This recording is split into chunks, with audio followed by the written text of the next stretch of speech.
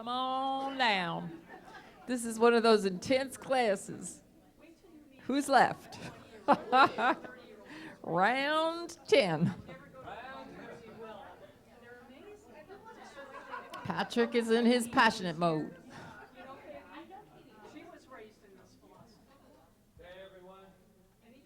All right, guys. The most important thing right now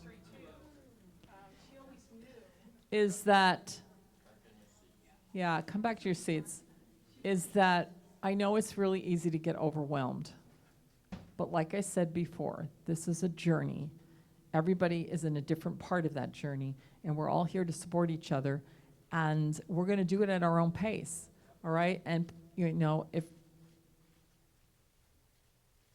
just be patience is so important, but this is powerful stuff, and I know it works because I'm no different than any of you, and it worked in my life. And I know there's people in this room that could say the same thing, Reverend Diane, Patrick, everybody, all right, in some way. Even when you think it's not working, it's working. So it's powerful. We're just being given like this amazing realization that we have this incredible power that we might not have known we had before, and now we know we have it. And it's like, it's new. It's like we're little kids in a candy store. Anyway, Emma. And then I'm going on with the material. We have a lot of material, I guess. Just following the thought of, you're saying, well, how do I do it? And you just stop the belief you just stop it. But for me, and to replace it, how do you do that? For me, the way I did it is just now you start to put it through to action. Right. So the choices that you make for yourself, you have to stop and think, well, I have to show myself that I'm worth it. And I love myself, and so what are the choices that will put that out there, rather than just choices of any kind? You have to be able to now bring it into action. That's what I've done, and that's how it helps. Right. Because the question that Melissa had was, well, how do you do it? You do it through action. Yeah, you do. You have to put it into action and your immediately. Choices. If you don't put what you say you believe into action, it'll just stay a philosophical idea. Yeah. So let's just go through this stuff like really quickly, and then we'll stop. Some of this is going to be repeat of what we just said, but I'm going to do it anyway. So thought is a causative power. We know that. The thought, the word of God, is the power of God to bring itself into form. All thought is creative and has the potential of bringing itself into form. Thought, this is the part I like. Thought does not produce the thing. It is the thing in a different form, like water is ice. So it's one thing. Your thoughts are the things. And then Dr. Joe says, going out on a limb here, permit me to compare the situation to the proverbial hamster in a wheel, which we were just talking about. As you continually think about your problems, consciously or unconsciously, you will only create more of the same type of difficulties for yourself. We just went all through this, so we don't really need to discuss it anymore. You can choose to change your emotions by changing your thoughts. If emotions acting through the avenue of consciousness can produce such havoc, what would happen if the same emotions were constructively employed? What would happen, and this is what Adara was talking about, what would happen if we could convert the energy of the fear to faith, the energy of doubt to, and uncertainty to a feeling of belonging in the universe and being safe in it? Would not the original artist himself go forth to a new creation through us? Yes. So we talked about this, of taking it and transmuting it into something else. So some emotions and their healing positives, which Adara was already talking about, but we're actually in the lesson. Fear, basis of fear is separation from God, including fear of lack, illness, abandonment. Fear is separation. That's what it is. It's a feeling that we're separate from God, separate from life. Faith is the healing positive. When fear is present, faith can simply cancel it, as light brought into a dark room cancels darkness. So practice faith. Practice it. How do you practice that faith? You use it. You do it. Like I just did it the other day with like a bill I had that we had that I thought, oh, I'm not going to pay it because the money won't come back and blah blah. And then I was like, fucking pay the bill. Just pay it. The money will come back. You know this, Rita. You know it works because you cannot hold on to money thinking no money's gonna that. And so I just paid the bill. The very next day, the exact amount came back. because I had faith. By paying it, I had faith that it would come back. So you can turn your fear into faith, but you have to put it into action. Like Emma said, you have to put it, you can't just think about it. Faith is the movement of consciousness and perception of acceptance and interior awareness. Hence, it can be consciously generated. Faith is the movement of consciousness. Okay, it's a movement of consciousness, and you can actually consciously generate it by just relying on this beautiful power that you are and that you're learning about and that you have and that answers yes to you. And in scary times, you can just turn to it, and it turns back to you. Yes, surrendering. Right, being able to let go. Okay, and then one more we're going to do is anger. Anger is a strong, usually temporary displeasure varying from mild irritation to rage caused by a specific stimulus, okay? So it comes from an outside stimulus. Can sometimes be used as a defense, directing our attention away from our real issue, right? Mm-hmm. You get angry, but really underneath, you've got a sense of guilt, or you've got a sense of being wrong, or low self-esteem, and so you show it as anger. The healing positive for anger is peace and a sense of divine harmony and a sense of oneness of all life. And when I choose these positives, I am making a conscious choice to change my thinking. So we've already discussed this. It's amazing we already did. So here are the quotes, and Patrick, you can start. Okay, most people focus on three things in life: their environment, their bodies, and time. I would agree with that. That's when we are what we call form. They don't just focus on those three elements, they think equal to them. That's when we allow the conditions out there to be giving us our identity. So in other words, we're looking out there and going, who am I? Oh, this is telling me who I am. This is telling me. And what we're asking us is to get very radical and say, that's not who I am. I don't care how I was raised. I'm not my mom. I'm not my dad. I'm not all of these things. I don't care. I'm not. Or, let's not get all crazy, or that I am some of those things and I love them. Now, it's not all about that they were all negative stuff that we got from our programming. To break the habit of being yourself, you have to think, oh, here it is. You have to think greater than the circumstances of your life. Be greater than the feelings that you have memorized in your body. And live in a new line of time. I think we said that before. That whole identity. If I live a new time, what's going to happen to the Patrick that I know and I'm used to? And we're not going to leave who we are. We're just going to become more of the greatness that we are, right? Since the neuroscientific definition of mind is the brain in action, you repeatedly reproduce the same level of mind by reminding yourself who you think you are in reference to the outer world. Your identity becomes everything outside of you. Jesus, that's not, I mean, we don't even need Joe. Who needs Joe? We've been talking about it long before the quote arrived. There you go.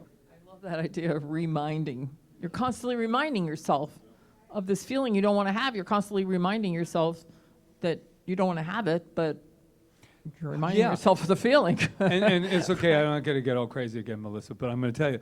But it's about that whole idea when we start using the past or reminding ourselves that we cannot or can do something. It reminds us, and we're using it like reference.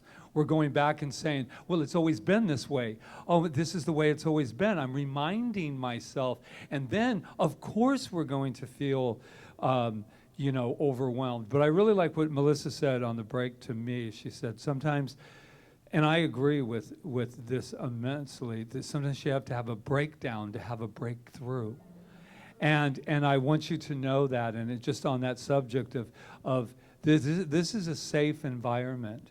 And I like what Melissa said, Patrick, I do feel safe, no matter how intensified that I can get about something, but it's because you're all so special and so wonderful and so lovable that in my whole being, you deserve it all.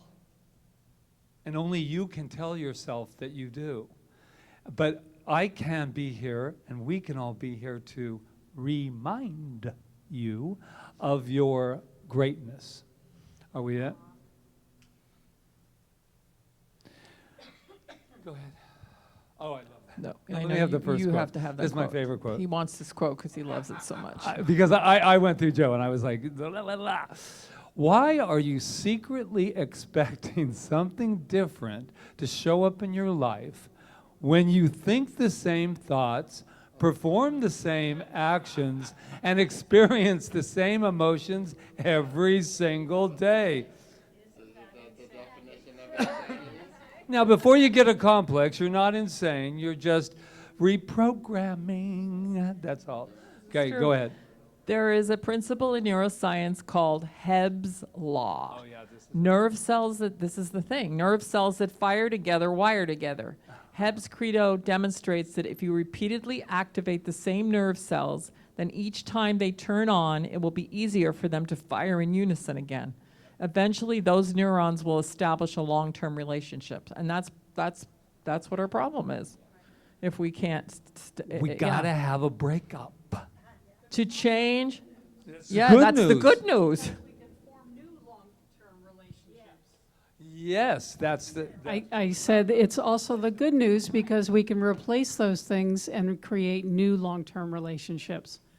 But we think for some reason that we can't, but we can. To change then is to be greater, we have to do this, greater than our present circumstances and greater than our environment. Yeah. Which is, right? We can't wait for it to show up to change it. We have to change it while it hasn't shown up yet. Yeah. If it's more prosperity that we want in our life, we have to start telling ourselves that we are prosperous. We have to start imagining that and giving gratitude for all the abundance we have. And we have to do those meditations and just fill ourselves with so much gratitude for life itself moving through us. And oh my God, it's such an abundant universe. And that's what's going to happen. The intention sends the signal out. The feeling draws the event back. One of the places that I've gotten stuck over the years, Ernest Holmes calls it expect more than you expect, when you want to make change in your life. And that's what that third bullet point talks about, how to be greater than your present circumstances. I always had an argument, how can I think bigger than I know? How can I think bigger than I've ever experienced? And that's one of those places. That's a lie I told myself, that I can't think bigger than I know, because I can. I could change my mind about that. None of us Yeah. would even be here if there weren't those people that thought bigger than they know. You right? own a house on the island of Kauai. You obviously think, right. So you thought bigger than you knew in order to make that happen. So that's how you do it, right? So, yeah. Change. So, okay, guys. Speaking of giant thinkers. These guys, and he talks about them in the book, Gandhi believed in a reality that wasn't yet present in people's lives. For a long time, much of the feedback from the external world didn't show him that he was making much of a difference, but seldom did he allow the outside conditions in his environment to control his way of being. He believed in a future that he could not see or experience with his senses, but was so alive in his mind that he could not live any other way. And same with Martin Luther King, and think of others now. Who? Nelson Mandela, what? Mother Teresa. Mother Teresa. Who else? Yeah, Rev Rita. Rev Rita, Rev Patrick. No, but I mean, giants. These guys proved that this is true. They don't know if they knew they were proving it, but they knew that they were seeing something different. That's what visionaries do. That's what these people do. And Napoleon Hill. I mean, there's a million of them. What? Every invention. But The Wright brothers.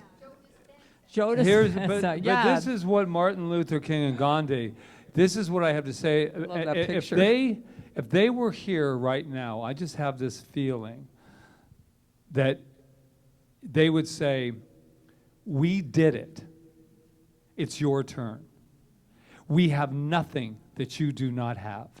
This whole idea of turning people, Jesus the same way, all these people, but we say they have nothing that we don't have.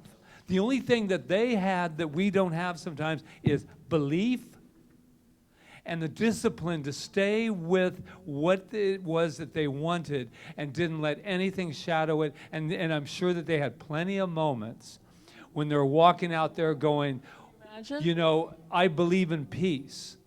And they're looking around and people spitting on them and doing everything imaginable, killing them, lynching, everything. And they still said, I may not see it. And I certainly know if they can do it, then I know we can do it. I had a dream. No, yes, Charles. Charming Charles. Thank you. Everyone that we're talking about, though, has a strong enough why. And like for and those whys were strong enough for them to look forward more towards the vision of what they wanted. So for someone that is stuck, their why may not be stronger than the why of them staying exactly where they are.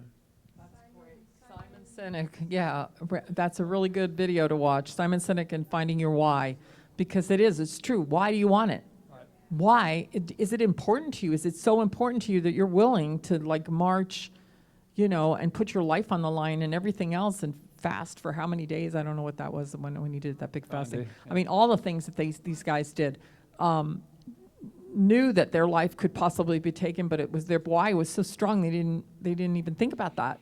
It was just that. So I think that's a really good thing. Thanks for bringing that up. And taking that even deeper about that idea of how important is it to you. It has to mean that much to you. That your independence, your freedom has to mean that much to you.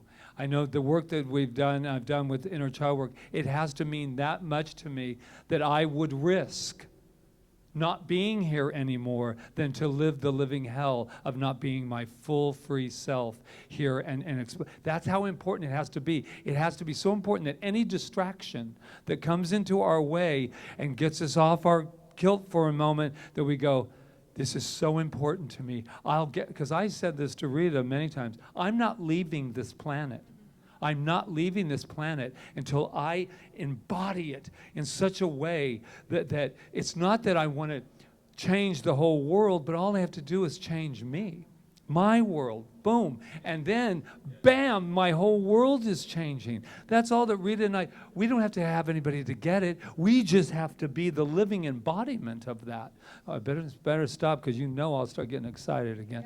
And then No, he's I'm not coming excited after you. yet. I'm coming after you. All right. So to bring it down off of the big world stage, there's a lot of stuff that was said earlier today, and so in my life, I had to get to that point where all of my thinking, all of my behavior, all of my actions were not working. They were absolutely not working. And I wasn't trying to change the world, I was trying to change my world. And I had this thought, and the thought was, I can no longer live this way. I can't live with the guilt, the shame, all of that stuff. All of that stuff. And I didn't proclaim this to anyone other than me. I said to myself, this ain't working. We're done here. We are absolutely done. And I didn't know how it was going to change. I didn't know.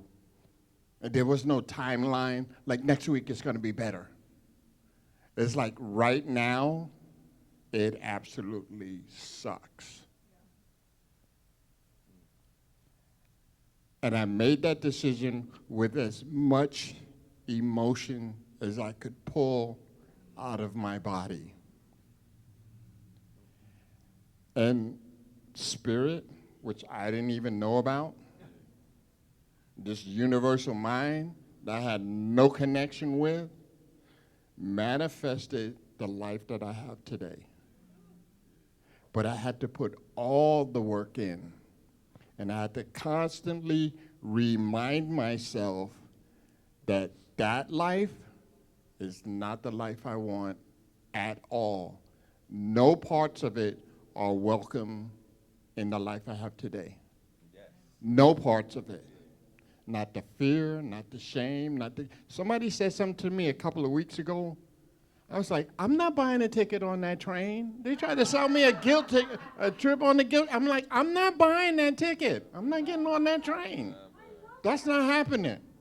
That's not happening because there's no shame and no guilt in my game. You know, I'm who I am because of what I've done. You know, not because of who I used to be, but what I've done. I put in the work to change my life, my world. And so I continue to do that. And it's not on the big world stage, but I have this amazing, amazing thing that's happening each and every day in my life. I wake up with absolute joy.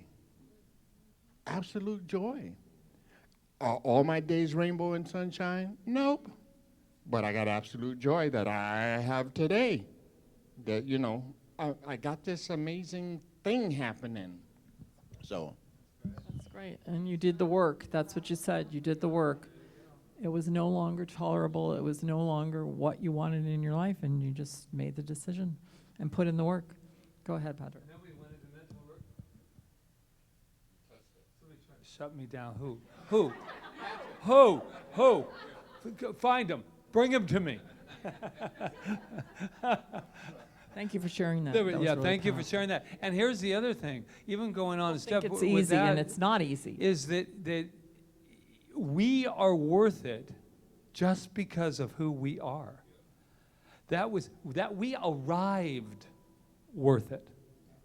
We just happened to forget it and had to go to little things to find experiences to find it. So through mental rehearsal, which I love, all of you probably have heard many, many stories about this, repeatedly imagining, performing an action, the circuits in the brain can reorganize themselves to reflect our objective. We can change it to be ahead of any actual experience in our external world. Break that down. That's why everything unfolds the way it does, because we're always rehearsing something. And that's the good news and the not so good news. What are we rehearsing? What am I waking up with in the morning and saying, oh, this is my day, this is how it's going to look, this is how it's... I mean, we've rehearsed some things that aren't so good for us, too. He gets, you know, right? We're rehearsing. We go into a situation... And we're already rehearsing what we're going to say, how we're going to say it, what they're going to say back. But that isn't the mental rehearsing that we're talking about here. We're talking about mentally rehearsing the things we want and how we want our life. Not how we're going to change them, not how I'm going to get them to, in my rehearsal, my play, to do exactly what I want. No, it means that I'm going to rehearse exactly how I want to live my life. Clarity, she said that's where clarity comes from. That's by being clear about what it is that you really want for your life. And it is about a feeling. It is about what it is that we want in our lives. But it isn't about, it's material stuff, but the material stuff cannot come before the consciousness. It's consciousness equals material. It cannot go material equals my consciousness, and that's what we want. I want you to show me the money before I believe in it. I want you to show me that I'm lovable before I love myself. Yes?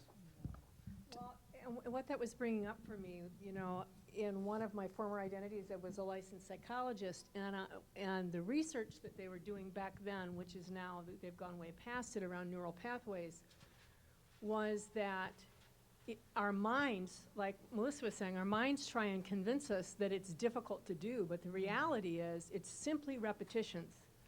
And something I like to use for myself is low-hanging fruit. The truth is, we all know what it, Ron you knew what your patterns were you wanted to change. I know what the patterns are that I want to change. So identifying what that thing is that I want to change, and then feeling, knowing what the feeling is I want to get to, like if anger's coming up, I want to get to peace. So what thought can I think that gets me to peace, like in a moment? And looking for silly and easy ways to, you know. So, you know, one of mine is realizing my little girl just so reactive to judgment because there was so much that was taken away with that. And so I've been practicing a constant, a constant thought, oh my God, God loves me. I am so loved. So when a car goes to cut me off on the street, I go, oh my God, God loves me. I am so loved.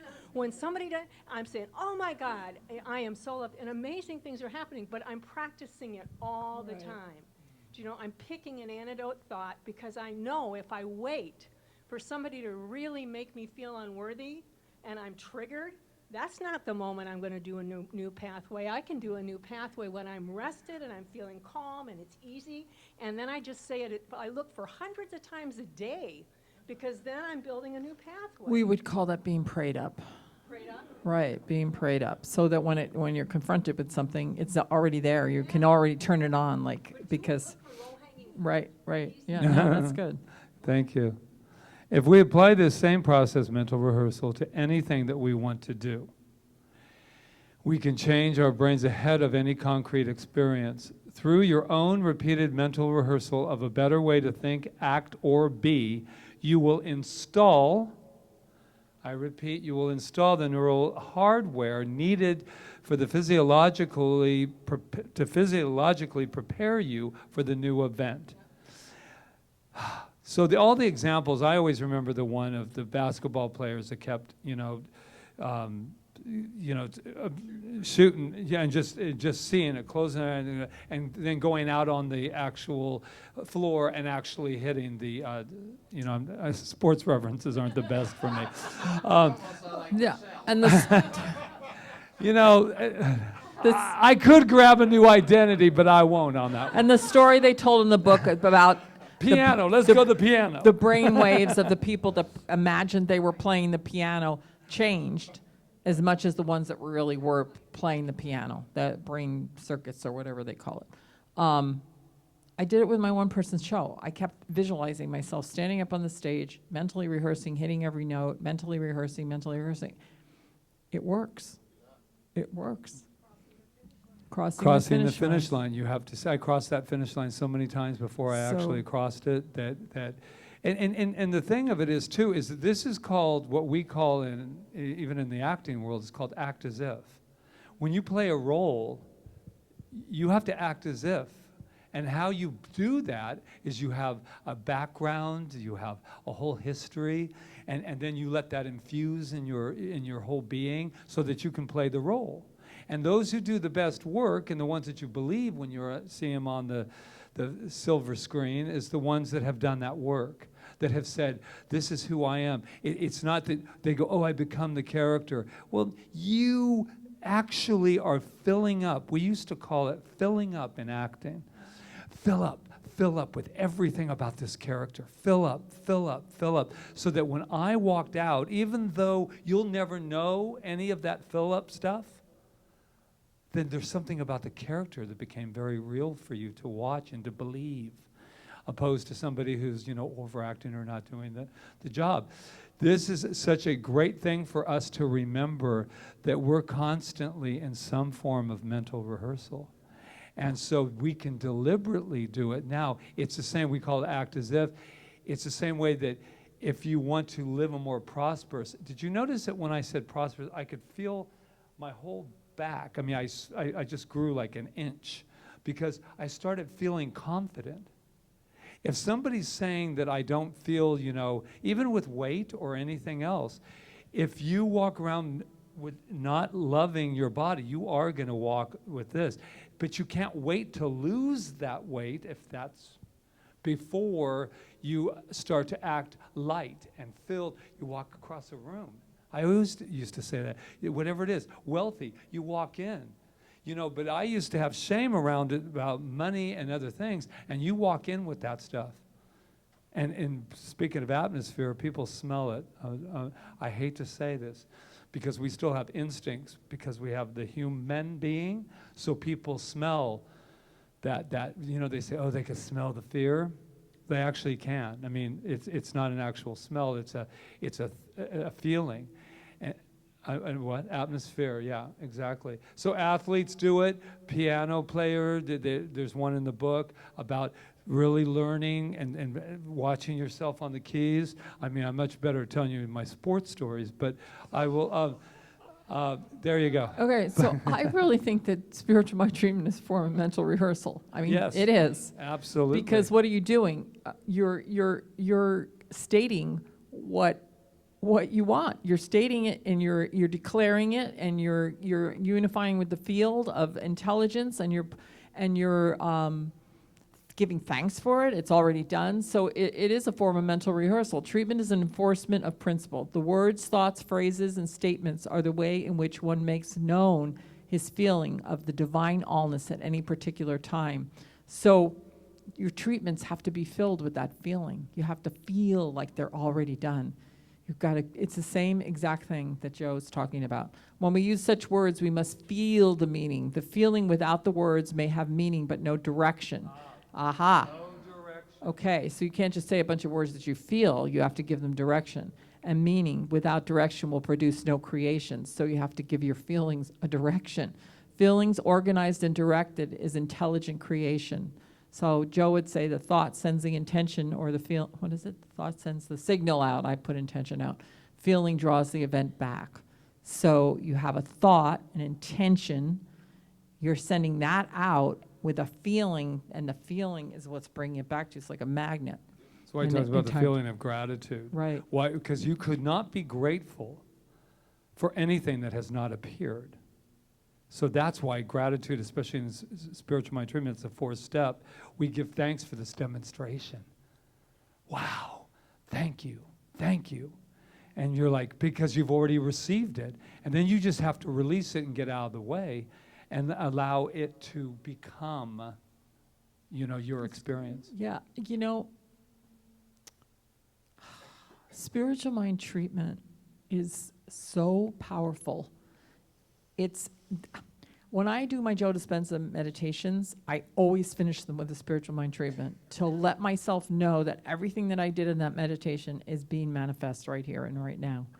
And if I'm in the field, he may help me get into the absolute field even better than I can do by myself.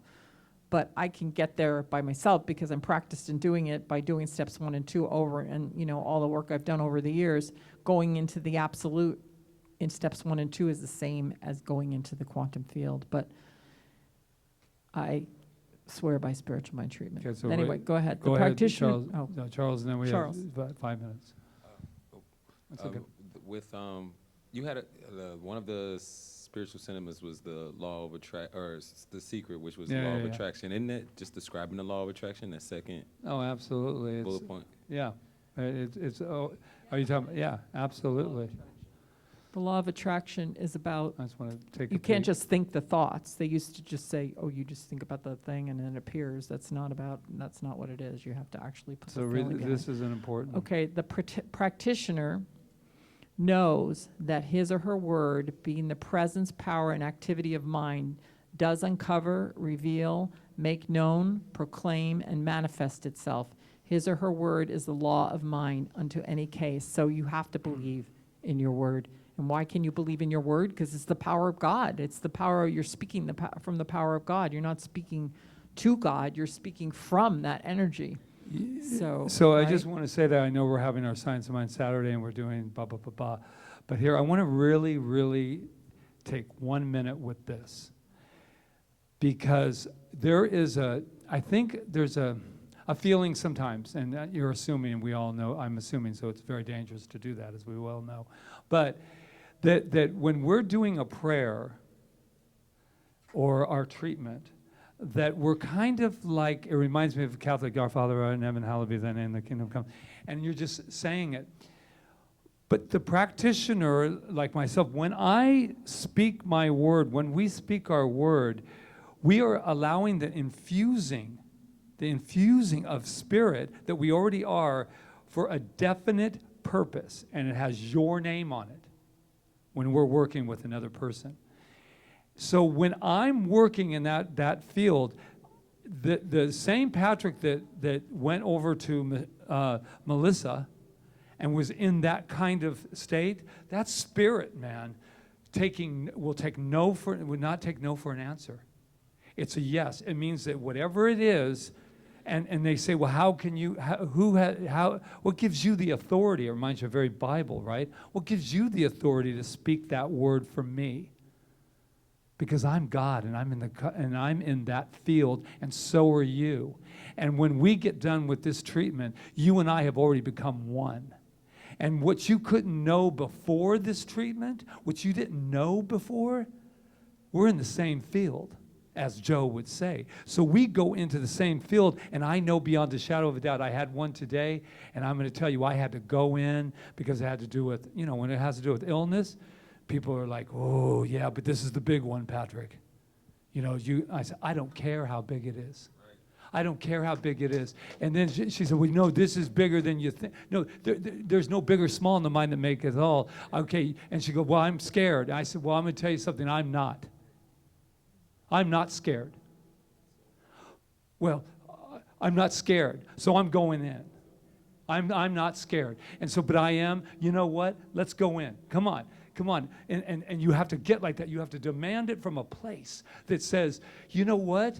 It's time to really, really become what it is that we say we're becoming. And it's scary because there's that other voice that says, you might be disappointed. What happens? Oh, don't even talk to me. No. I know who you are, and you're a lie. I'm back to where I am. And anybody who's not doing that kind of spiritual mind treatment has no business doing a spiritual mind treatment for anyone else. No one.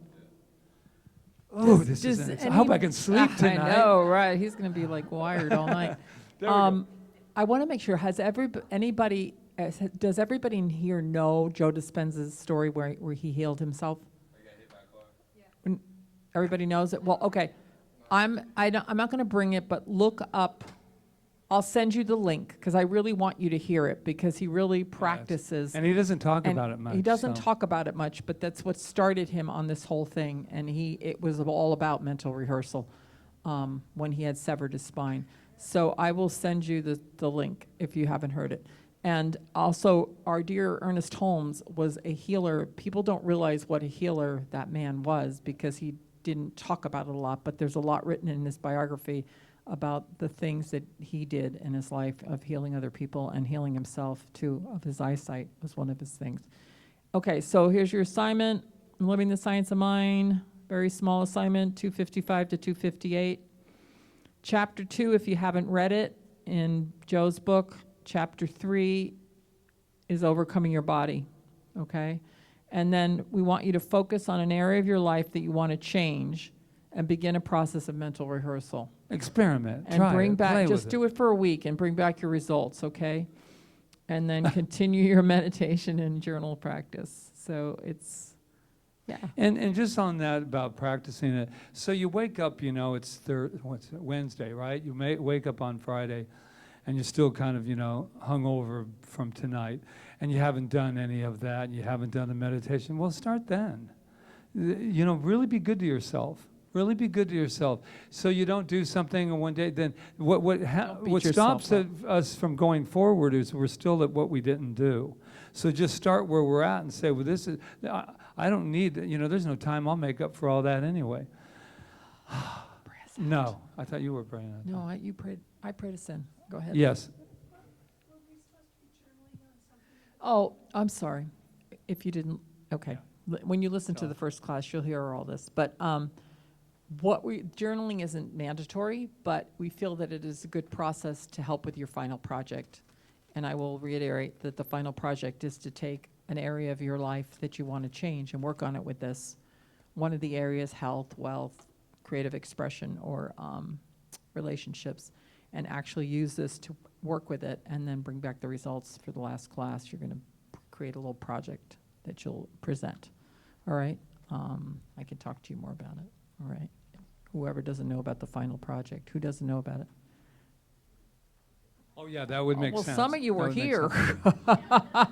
What I keep telling Rita, well, you were here. I keep telling No, in Rita- the other class, I used to repeat it every no. week, and then I was like, why am I repeating it? They're not I remember idiots. on week 7, the hand went up and said, now there's an end of thing project. I said, next week? But we're Their all final are- project is to take an area of your life, apply something you want to change, some rut that you're in or whatever that you want to change, health, wealth, something that you want to demonstrate, whatever, and to apply these principles to it this whole 8 weeks and to come back at the end with something to share with us. It could be a song, it could be just an essay, it could be a poem. If it was Charles, it's a rap of some sort that he usually is very good at. You are good at them. Well, It's a poem, he Yeah. says.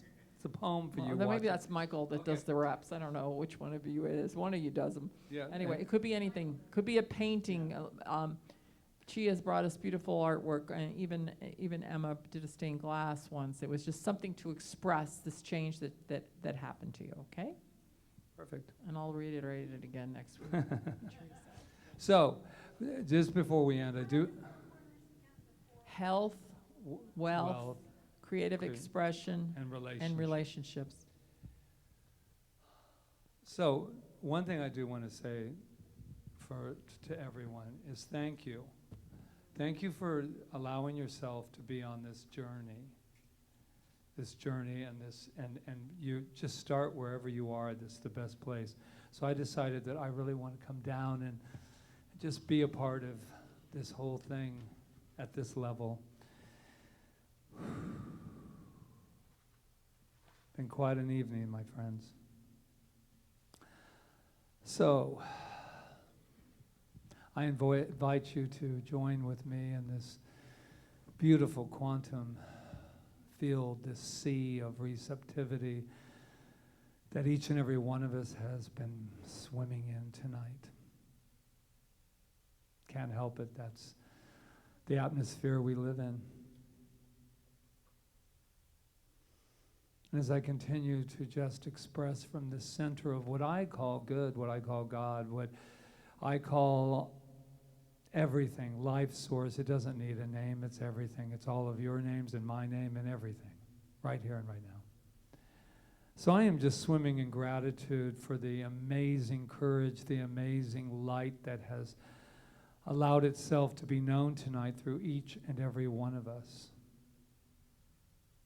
And I know that each and every one of us is love. I know that with an absolute spiritual fact. And so I know that everything that has occurred this evening, everything that has been felt, has been thought, has been spoken, has all been ordained by that wonderful divine frequency, that quantum deliciousness that life has to offer and that life is. So I continue to just swim in gratitude, knowing that as we leave this one moment, this delicious moment, we go into another moment, all being just one moment.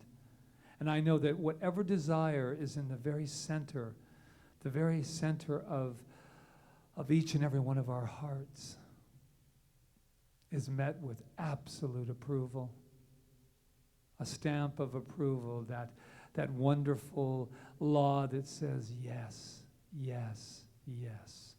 What do you want? Yes is the answer.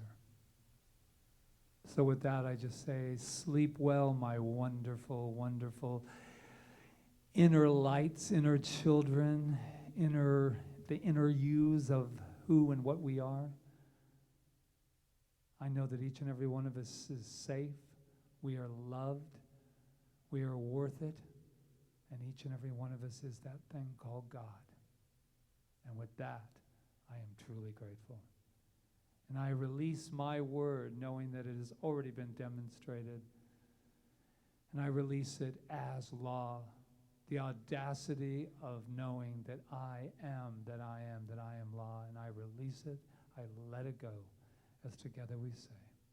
And so it is.